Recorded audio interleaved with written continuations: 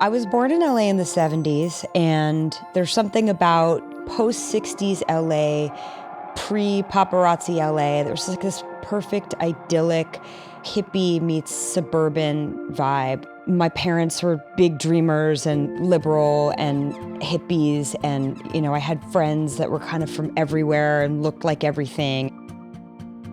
Our household was always filled with artists, directors, writers, actors, musicians.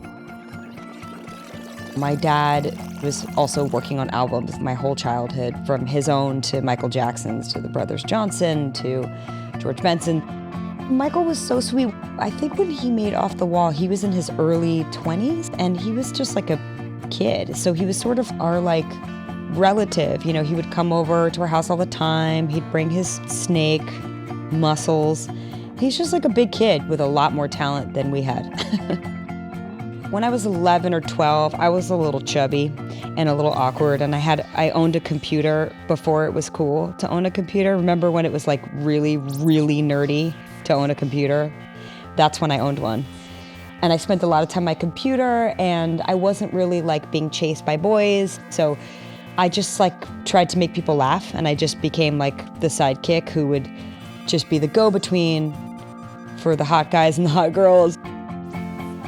My sister and I were obsessed with the movie Grease, and we used to listen to that record nonstop. We would listen to the entire record, and then we would just scratch the needle all the way back to the beginning without picking it up.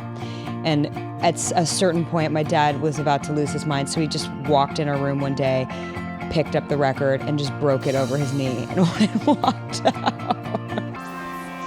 I did not want to be in entertainment in any way, and that was for sure a conscious choice of rebellion. I wanted to be either the president of the United States, a judge, a lawyer, something in politics.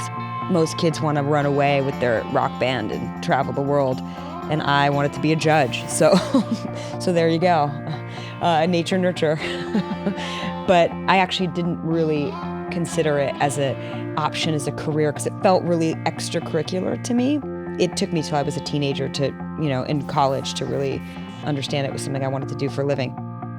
I was, from a very early age, seriously devoted to Saturday Night Live. The church lady was my favorite, and at my 7th grade birthday party, I made everybody stop dancing so I could do my imitation of the church lady over the amp. It was really nerdy, super nerdy.